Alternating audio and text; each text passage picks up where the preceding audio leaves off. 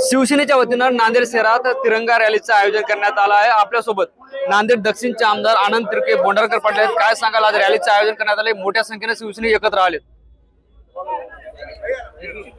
आज नांदेडमध्ये तिरंगा रॅलीचं आयोजन या ठिकाणी केलेलं आहे। शिवसेनेचे मुख्य नेते, राज्याचे लोकप्रिय उपमुख्यमंत्री एकनाथरावजी शिंदे साहेब यांच्या नेतृत्वामध्ये आज पूर्ण मराठवाड्यामध्ये तिरंगा रॅलीचं आयोजन या ठिकाणी केलेलं आहे।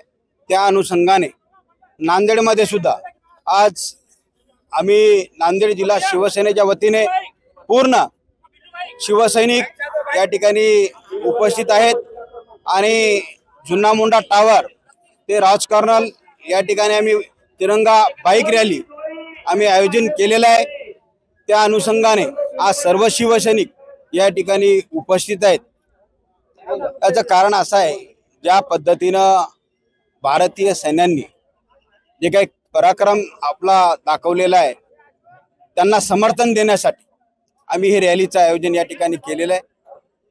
काश्मीरमध्ये दहशतवादी हल्ला करून आपल्या भारताच्या काही लोकांना त्यांनी मृत्युमुखी पाडलं होतं, त्याचा बदला त्यांनी 28 लोक आपले मारले आणि 2800 त्यांचे मारून आपल्या भारतीय सैन्यांनी या ठिकाणी बदला घेतलेला आहे। त्यांचा शहराचा गौरव म्हणून त्यांना समर्थन देण्यासाठी आज रॅलीचं आम्ही आयोजन केलेलं आहे।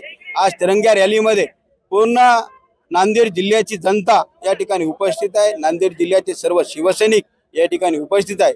थोड्या वेळात रॅलीचं या ठिकाणाहून सुरुवात होणार आहे। या रॅलीला नांदेड जिल्ह्याचे शिवसेनेचे नेते माननीय नामदार हेमंतभाऊ पाटील या ठिकाणी रॅलीला उपस्थित राहणार आहेत आणि भव्य दिव्य रॅली अशी या जुना मोंडा टावर ते राजकर्नल या ठिकाणाहून निघणार आहे। एक आम्ही दाखवून देणार आहोत ज्या पद्धतीनं पाकिस्तान प्रत्येक वेळेस वळवळ या ठिकाणी करतो आणि भारताच्या विरोधामध्ये त्यांनी जे काही कुरघोड्या चालू केलेले आहेत त्यांना चोख प्रत्युत्तर भारतीय सैन्यांनी या ठिकाणी दिलेलं आहे। त्यांचा गौरव म्हणून, त्यांना समर्थन म्हणून आज तिरंगा रॅलीचं शिवसेनेच्या वतीने आयोजन केलेलं आहे। म्हणून आज भव्य रॅली या ठिकाणी निघणार आहे। काँग्रेसचे नेते विजय वडेट्टीवार यांनी सैनिकाच्या शौर्याबद्दल शंका उपस्थित केली, कसं बघता याच्याकडे?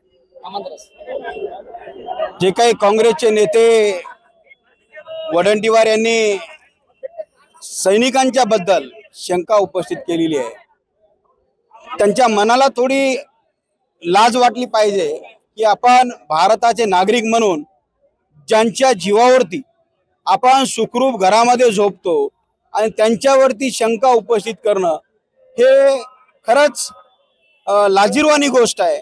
अशी वक्तव्ये भारताचे नागरिक म्हणून वडेट्टीवार साहेब यांना सुद्धा या ठिकाणी शोभत नाहीयेत।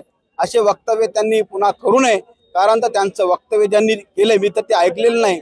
जर त्यांनी तसं वक्तव्य केलं असेल ते खरंच निंदनीय वक्तव्य आहे आणि कुठंतरी भारतीय सैन्यावरती आपण शंका घ्यायला लागलो, हे दुर्दैवाची गोष्ट आहे।